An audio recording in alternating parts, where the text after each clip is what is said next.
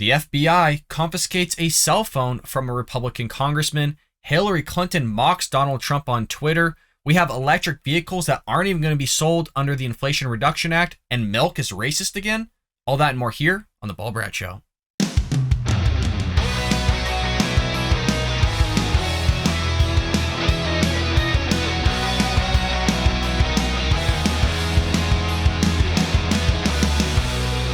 Welcome to The Bald Brad Show. It is Wednesday, August 10th, and what a week it's been, folks. You got the FBI, DOJ's Merrick Garland strong arm, the Biden administration strong arm, going in and raiding former President Donald Trump's Mar-a-Lago home, raiding his safes, going through all his documents, going through all his belongings, all because he hadn't returned documents to the National Archives. So they go, well, we're going to send in over 30 FBI agents armed to the tits for all these documents. But Hunter Biden doesn't get investigated. Hillary Clinton doesn't get investigated. Barack Obama doesn't get investigated. His Attorney General, Eric Holder, doesn't get investigated. It's just amazing how no investigations for Democrats, but yet the moment Donald Trump rides down the escalator, investigations are just unleashed. Every single freaking year. Now you got this whole January 6th debacle. You got this whole thing going on. Now they're going after his tax returns once again. They're demanding that he overturn them. I mean, it is relentless, folks. And like we said in the episode just the other night, when we talked about Ron DeSantis' reaction, we gave you Trump's comments. We showed you Dan Bongino's reaction to it as well. If you haven't seen it, go check it out. If they do this to the president, what's going to stop them from doing it to lame people like you and I, the average American Joes? Now they're targeting congressmen, Republican congressmen. Things are out of control, folks. It's not going good. It's Banana Republic tactics coming from the FBI and Merrick Garland's DOJ. If there's ever been a time to support a conservative or Republican, now's the time to do it, folks. Join us here at the Bald Brad Show by hitting that like and subscribe button. If you're over at Rumble, hit the plus and give us a comment down below. And look, if you're listening on any of the podcast airwaves, Apple, Google, Spotify, we're everywhere. Leave us a lovely 5-star review. Not only would you be helping conservative, but most importantly, you would be supporting getting conservative thought and ideas out there to new viewers who haven't seen our content or our channel. Maybe we can red pill them. Maybe we can wake them up to what the Democrat Party is doing. It's outrageous. It's crazy. There's Americans that are okay with it. Now, if the shoe is on the other foot, would they be okay with it then? Probably not. Why? Over documents, over pieces of paper, folks. It is just so baffling with what is going on with this country and this Biden administration. Our lead story of the day, again, is regarding the FBI federal agents confiscating the personal cell phone of Representative Scott Perry from Pennsylvania while he was traveling on Tuesday, get this, with his family. Just a lovely time to go and approach this individual, this congressman. He said this, quote, "This morning while traveling with my family, 3 FBI agents visited me and seized my cell phone. They made no attempt to contact my lawyer, who would have made arrangements for them to have my phone if that was their wish. I'm outraged, though not surprised, that the FBI, under the direction of Merrick Garland's DOJ, would seize the phone of a sitting member of Congress. Not surprised anymore. I mean, I've said it time and time again. Ever since Barack Obama's DOJ, the IRS targeted conservatives, at that point, things were over for me. At that point, things were corrupt. It was at that point that I read Jason Chaffetz's book as well as Ben Shapiro's book, Barack Obama vs. the People, Jason Chaffetz's book called Deep State. Those 2 books, highly recommend. It just shows you how corrupt things are, how corrupt the Democrat Party is. My phone contains info about legislative and political activities and personal/private discussions with my family, wife, constituents, and friends. None of this is the government's business." Perry invoked former President Donald Trump, who was raided by FBI agents on Monday, in a statement. Quote, "As with President Trump last night, DOJ chose this unnecessary and aggressive action instead of simply contacting my attorneys. Quote, these kinds of Banana Republic tactics," what a great language. Did I not just say that in the opener? Banana Republic tactics. "These kind of Banana Republic tactics should concern every citizen, especially considering the decision before Congress this week to hire 87,000 new IRS agents to further persecute law-abiding citizens." And you gotta love this. The Biden administration's going, well, you're not going to basically get audited if you're making over $400,000 a year. from these new 87,000 IRS agents. Does anybody believe it? Especially with what's going on right now, does anybody believe it? I don't believe it, especially after what Barack Obama did with the IRS. Hell, I used to be an accountant. I was a tax accountant. Even tax accountants don't like the IRS. Even IRS tax accountants don't like the IRS. Nobody likes the IRS. They are considered one of the strongest components of governments. They are considered one of the most feared components of government by American citizens. This is a big deal, you guys. If you make under $400,000 a year, there is a good chance that you will be audited. Do not believe what Biden is saying. Do not believe him one damn bit. This is the same guy that came out after the raid and goes, knew nothing about it, had no idea that it was even happening. Oh, it's a shock. The sad thing is it's partly plausible. I mean, the guy forgets his name. He fights with his teleprompter. He fumbles through his words. He forgets his wife's name. He forgets his staff's name. He forgets where he's at times. So it is plausible 100% that he knew about it at one point in time. The next day, the next night, the next hour, the next 5 minutes, he forgot about it. So it's plausible that the guy's like, what? Who's Donald Trump? I'm running for the Senate of the United. I'm running for vice president. I'm running for president of the United States. How about that? This guy is just all over the place. And it makes sense now why all this stuff is happening, because he can get away with it. Oh, I had no idea. Oh, I don't have any recollection of that ever happening. Obviously, because you're clearly declining. It's unclear what the seizing of Perry's cell phone was related to, but Fox News did note that Perry has been a target of the Democrats' January 6th House Select Committee because he is a loyal Trump ally who was in frequent contact with the Trump White House. FBI agents executed a search warrant on Trump's Florida home at Mar-a-Lago because, get this, because they reportedly believe that Trump held back turning over all the classified information that was supposed to be sent back to the National Archives earlier this year. Yes, they send in over 31 FBI agents armed to the tits, freaking breaking safes, going through all his documents, all over his personal belongings, because documents weren't sent back to the National Archives in a timely manner. I mean, that is so freaking bad. That is so baffling and such an overreach of the DOJ and the FBI. It's insane. This is so insane. I can't even believe we're doing a show and an episode on this. For documents, pieces of paper. All the while, you had Hillary Clinton with a server with documents. She wasn't even the president. She was the Secretary of State? She had a personal server in her bathroom.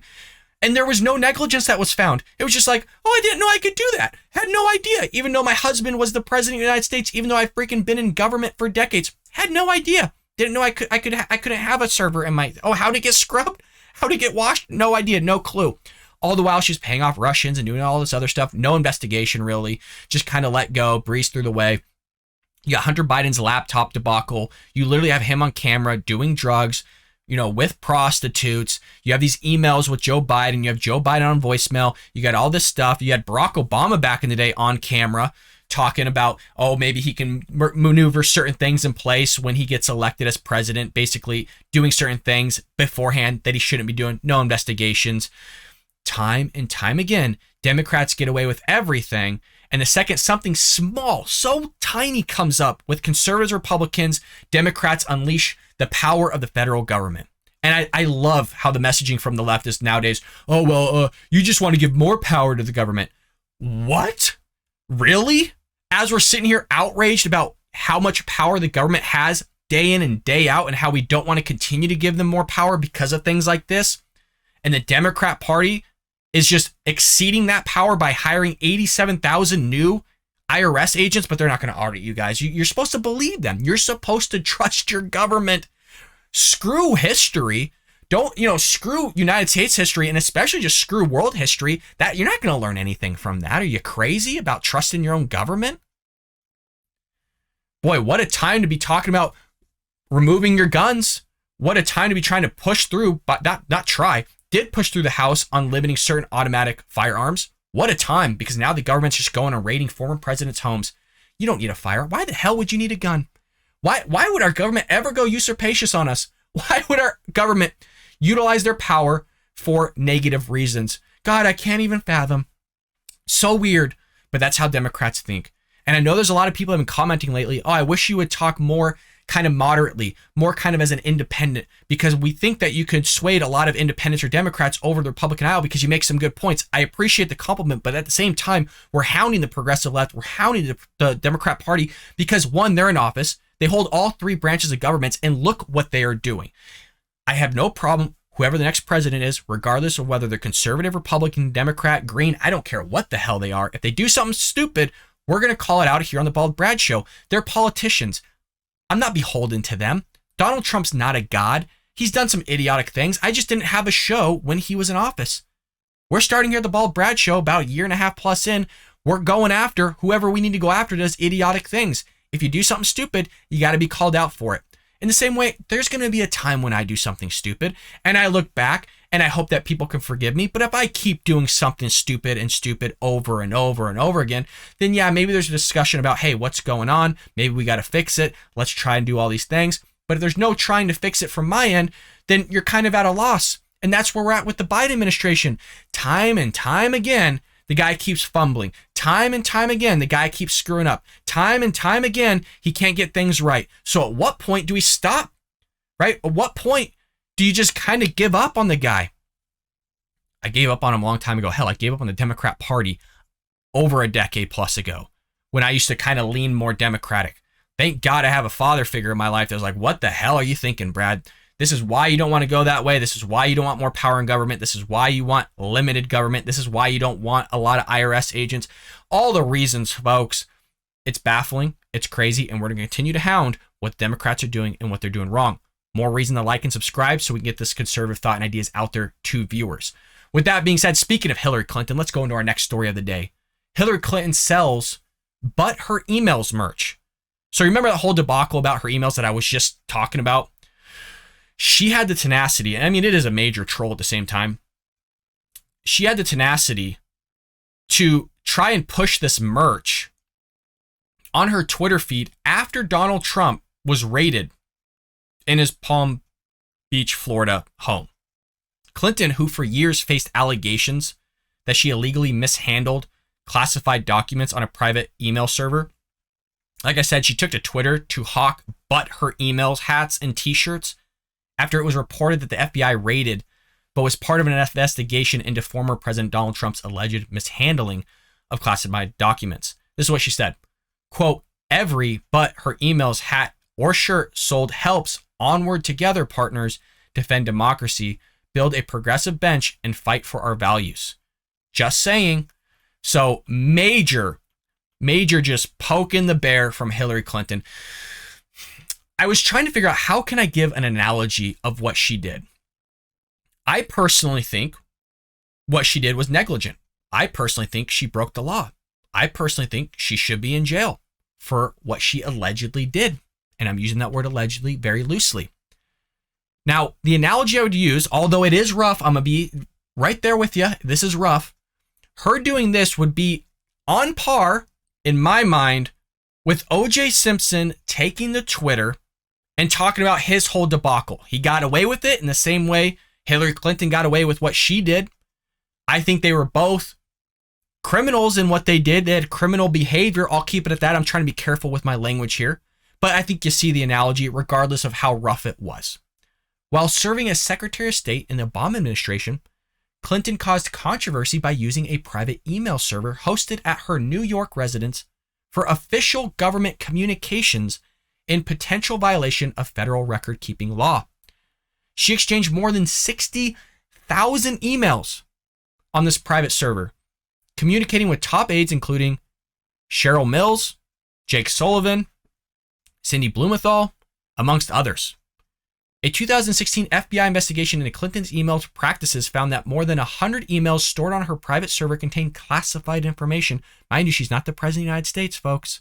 Including 65 emails investigators determined were secret and 22 deemed top secret. Another 2,100 emails were retroactively deemed to contain classified information and were censored or withheld completely from public release by the State Department. But nothing happens from it, folks. And she just has the cojones to sit there and freaking have hats but her emails on it. I mean, damn. You got some balls on you, woman. I'll tell you that much. on July 5th, 2016, FBI Director James Comey, you remember that guy, announced that the FBI had completed its investigation and that his recommendation to the Justice Department would be that no charges are appropriate in this case, which I believe at the time was baffling because why would you not? What are you doing? You had the evidence. It was clear, crystal clear to everybody.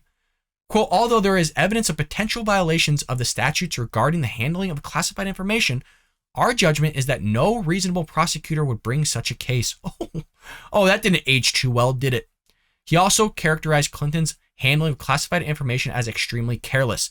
And it was funny because I remember at the time they were talking about the language that Director James Comey was utilizing and him dancing around basically saying, yeah, it was gross negligence. She knew what she was doing. Yeah, we have evidence that she violated the law, but we're not going to prosecute because, nobody really has done that. It's not very reasonable. But yet now you have the FBI raiding the former president of the United States regarding things that aren't even as bad as Hillary Clinton here because, look, he's the president. He could disclassify or declassify whatever he would like. And just because he didn't return some documents in a timely manner to the National Archive, 31 FBI agents go in there, guns blazing, crack safes, do the whole shebang. Yeah, a little bit of a difference going on here. And like I said, you're going to pull this stunt and then you're going to do what you're doing to Donald Trump. And by the way, a lot of people don't even think anything's going to happen of it. It's just terrible optics. It doesn't look good. It looks terrible. It looks super, super bad with what the FBI is doing. And even more on top of that, you're going to prosecute the guy for it when you don't prosecute Hillary Clinton for it. I'll tell you what, if things go through with this, Republicans and conservatives are going to lose their shit. I don't mean to cuss, but people are going to blow their lid after everything from the Obama administration on. You're going to see an uproar from the American people, especially from the right. I can't even imagine some Democrats not at least having some sort of ability to see, yeah, that's really hypocritical. Man, that is wrong. Whoa, that is crazy. And not even pulling some of them over to our side. Because if this is the type of stuff that we have in the executive branch, into the DOJ, where they're basically all for one party and their political bias has seeped into their actions, this country is split. And boy, oh boy, folks, it's going down the drain if that's the case. And I mean down the drain. You've seen a social fabric that you've never seen in this country's history other than maybe the Civil War. It's that bad if that is the case. And I really mean those words. It is that bad. Now, speaking of things that are really that bad, you have the Inflation Reduction Act. Just another freaking spender. Just another way for Joe Biden to crank out more money out of those printing presses. Most electric cars won't qualify for the tax credits established by the tax and spending plan recently passed by Democrats in the Senate. Oh, well, why is that? I was told that you're going to get some major tax incentives, tax credits for that matter, that actually affect the refund within itself. It's great. Everybody loves tax credits. Oh, wait, a lot of the electric vehicles that are on there aren't going to actually qualify? What? You mean you manipulated us? You mean you lied to us on the podium? Wow, shocker. Not so much of a shock, folks. According to a report from the Associated Press Tuesday, most new EVs would not qualify for the $7,500 tax credit for new EVs established in the climate spending provisions of the so-called Inflation Reduction Act. In order to qualify for the credit, get this, new electric cars must have batteries manufactured in North America, with at least 40% of its metals mined or recycled from North America. Those rules become much more strict in few years, making it even harder for new EVs to qualify, experts said. Look, I'm all for build American, buy American. But you can't push this whole thing that you're all about climate, the world's going to end in 10 years, do all these things, and then because it's not produced or manufactured in some way, shape, or form, all in America, or 40% of the metals mined or recycled here in North America, all of a sudden it's not going to qualify. I'm all for taking a jab at China, which is partially doing. But again, I don't like the hypocrisy that, we're going to die. You need to watch your carbon emissions. You need to do this. You need to do that. And we're the government, so we're going to force you to do it. But yet you're going to pull this kind of shenanigans. And then they wonder why nobody believes in their purpose, in their mission. The EV tax credit, aka the Clean Vehicle Credit, in the bill is an effective tool to help reduce the upfront cost of an EV for the millions of Americans in the market for a new car or truck. I love that the secretary or the energy of secretary was like, oh, just buy a new electric vehicle. Yeah, they're like $40,000 to $65,000, and you got inflation going through the roof. People are having a tough time finding work in some areas, in some industries, and they're having struggle just paying gas at the pump. But yeah, just go buy a $45,000 to $65,000 freaking vehicle. Probably have to lease it, or you'll probably have to finance it, which is only going to hurt you more because you got the Federal Reserve increasing interest rates as well. Just phenomenal stuff coming from this administration regarding all of this, and phenomenal stuff coming from the Democrats for pushing it through.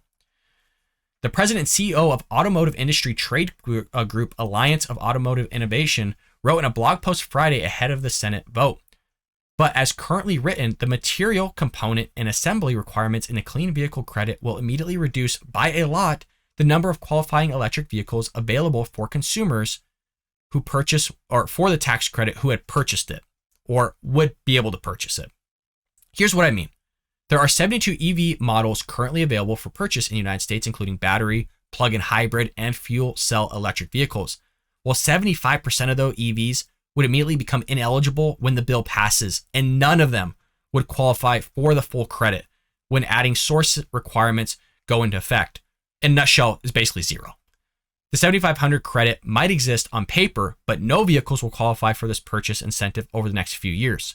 So it's just one mechanism that Democrats do consistently. Politicians do this as well, but you really see it from the progressive left and Democrat Party pushing a certain narrative. And it turns out when you read the fine print, it's a bunch of baloney. It's a bunch of hocus pocus. Check this out for the future of where this is going. Under the Inflation Reduction Act, in order to qualify for the 7,500 credit, the full credit, at least 40% of the component materials used in the battery of the EV must be sourced from North America. But check this out. By 2027, that threshold increases to 80% of battery materials. If that requirement is not met, the EV would not qualify for half the credit. In addition, a separate rule states that at least 50% of the battery's value must be manufactured or assembled in North America. The rule becomes stricter over time, eventually requiring 100% of the battery to be made in North America by 2029. Again, no problem with having build America in America, by America. Not a problem with that. The problem is with the messaging of this whole climate crisis agenda that they're trying to push here. And boy, if we're talking about the federal government with FBI agents going and raiding former President Donald Trump's home, when you start getting into the Great Reset and the stuff they're trying to do with these elites, utilizing climate crisis as a fear-mongering method and tool to sit there and take away your liberties and your freedoms, folks, you got a lot of things coming to you here in the future regarding what Democrats want to do, the progressive left, and weaponizing not just the DOJ and FBI, but weaponizing climate crisis to take away your freedoms and liberties. It is coming. If the vehicle doesn't meet these qualifications, the whole tax credit will be lost. Yet another rule requires that the rest of the EV itself be made in North America in order to qualify for that tax credit. On top of all those requirements, the credit does not apply to electric trucks or SUVs with retail prices above $80,000 or cars above $55,000. The credit is only available to individuals who make less than $150,000 per year or families who make less than $300,000 per year. I mean, talk about Congress never making things simple. I mean, these are the people that will make bills 2,000-3,000 pages long, give it to somebody the night before. Nobody's ever going to read it because they put in all these cockamamie things, and this is the type of stuff they push through. And people vote for it. And the Democrat Party keeps electing people who vote for it and create these asinine things. So there's kind of an update on this Inflation Reduction Act. It's just freaking head spinning. Well, another thing that's head spinning, and I thought we'd done away with this story, quite frankly. I've been using it as a joke. And the joke was that Democrats and the progressive left at one moment in time said that milk was racist. Well, this whole thing's back again. Milk is racist again, you guys. You can't make this up. Honest to God, you really can't. Nearly 30 self-described civil rights and health groups have written a letter to the U.S. Department of Agriculture asking it to combat dietary racism by including soy milk as an alternative to cow milk in its national school lunch program. The letter claims that fluid milk from cows, which the USDA considers a vital component of wholesome meals, is not a viable option for many Black, Hispanic, and Native American school children who experience lactose intolerant at much higher rates than whites. So because there's a discrepancy, because there's disparity In the outcome, it must be racist. I mean, this is literally racism nowadays. This is how they quantify, this is how they talk about racism. Before, we would actually see real racism, right? What the Ku Klux Klan did, what freaking Germany did. You know, you can actually see real racism. I'm saying even today, yes, in other components, you could still see racism. I'm not saying it doesn't exist. It 100% does. But damn, what you saw way back then compared to now on how what the left is using racism as because there's a discrepancy in data, it's not perfect 50-50 or equal, and that's racist. Crazy times we live in, man. Quote, if Black Lives Matter does our health and nutrition, but the National School Lunch Program has consistently failed children of color, either school children drink the milk they've been given and suffer in class while they're trying to learn, or they go without a nutritionally significant portion of their meal. Just a question here. I understand the meal programs. As somebody as a teacher that's worked in public school, a lot of high need districts utilize programs to feed children. My thing though is that I'm all for you pushing this whole thing of, hey, we need soy milk in the school system so we can help children. I'm all for helping children. I'm all for trying to take care of them. I just, for the love of God, just want to see an article talk about the parents for one moment here of what's going on with them not able to give their own children soy milk or some sort of alternative water, reusable bottle to bring to school. Do they need the nutrition from it? What's another supplement that we can do? Why does it have to be racist? Like, I just want more of a conversation to be held around other components rather than going, well, it's racist because Black, Hispanics, other people suffer from basically being lactose intolerant compared to, say, whites or whatever. There's a discrepancy in there. Again, include more information, include the parents, include other people that could sit there and maybe find other alternatives other than freaking talking about it being racist. The group Switch for Good, which signed the letter and with which Mills is affiliated, calls privileging cow milk over soy milk an example of dietary racism. I mean, I can't do it. Can you get more of a freaking leftist sentence out of that? Which signed the letter. Mills signed the letter. Again, I just want to read that statement for you. Calls privileging cow milk over soy milk an example of dietary racism. On its website, Switch for Good claims that anywhere from 70 to 95% of minority students are lactose intolerant compared to just 15% of whites. Therefore, by focusing only on cow milk and ignoring the alternatives, the lactose-persistent white majority is making nutritional decisions for the entire population without taking into account the harmful effect dairy has on BIPOC communities. This is dietary racism. In addition to the lactose problem, the letter to the USDA also takes issue with the hoops that students must jump through in order to receive a cow milk alternative at lunch. The USDA does compel schools to collect a note from a parent or guardian whenever a student requests a cow milk alternative.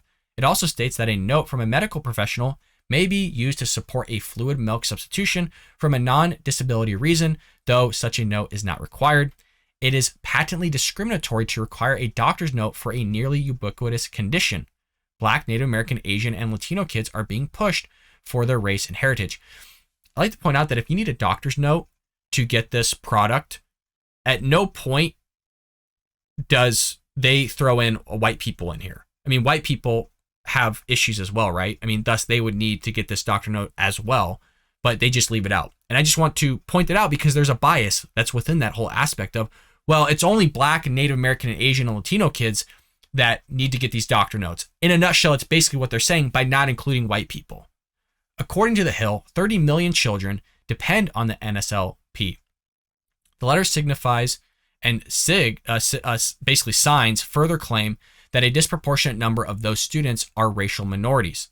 It's hard to imagine a more inequitable and socially unjust USDA practice than to force feed of milk on minority children in our schools. Until children of color are properly provided for in the USDA-funded NSLP, the "And Justice for All" posters that the agency requires participating public schools to display in their lunchrooms is simply empty rhetoric, as injustices are visited on millions of underserved children each day. So milk's racist again. If you don't offer soy milk, it's once again dietary racist. And normally I would laugh at this, One, I feel like I'm getting a little under the weather, so that's why I don't have a ton of energy today. Two, it just gets tiresome. Everything is not racist. Just because they don't provide a certain product does not mean they're racist. There is a whole spiel that I learned in business school that Band-Aids used to be racist because they only provided one color and they didn't require another color for blacks, completely disregarding the benefit that it was just to have a single color, how easy it was to find just that single color, that pigment.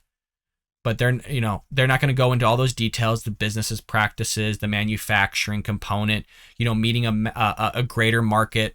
I'm just going to make up some numbers here. 80% of a population compared to maybe 5 to 10% of a population. You would obviously service and cater to the majority population as a business because you're going to be able to sell more. It doesn't make sense to increase your expenses to a population that's not necessarily in demand for that product, or might not need that product in that color and would rather choose a different color. There's so many reasons. That's not really part of it here. The whole purpose of me bringing that up is just because a product or service is not provided does not mean it's discriminatory nor racist. I think that we should look into this. I think it's important that we serve and help children. I'm all for it. Let's get the soy milk in there. Let's try to take care of them. I'm a school teacher myself. I don't want to see kids starve. I don't want to see kids not get the nourishment that they need. But I do think that we don't need to throw racism into freaking everything from the Democrat Party and the progressive left. Well, folks, thank you so much for joining me here on the Bald Brad Show. I apologize for the lack of energy I have, but heck, folks, we're trying to do it all here on the Bald Brad Show. I'm a one-man person, sweating up a storm in this room, not feeling so hot, feeling a little fatigued. The reason why I bring this up is not for sympathy reasons, but I want you guys to see that, one, I'm serious about the show, and two, I think it's important to get conservative thought and ideas out there. I think it's important to bring you the news and the information that you might not be getting from other places. There's a ton of outlets. There's a ton of people you can listen and watch to. So I always appreciate your viewership. And if you're willing to give me the time, then I'm willing to give you the time and put in the effort here. I think it's only fair that it goes both ways. Leave me comments down below. Continue to watch the videos all the way through. Check out the advertisements so we can make a little bit of money here at the Bald Brad Show. When I mean a little bit, I mean like poco, really small money, but it does help. Go back into advertising. It does help the show here. Whatever money we make, folks, we put it right back into the show to help it grow. I really appreciate all of you. You are true American patriots, and I'll see you tomorrow here on the Bald Brad Show.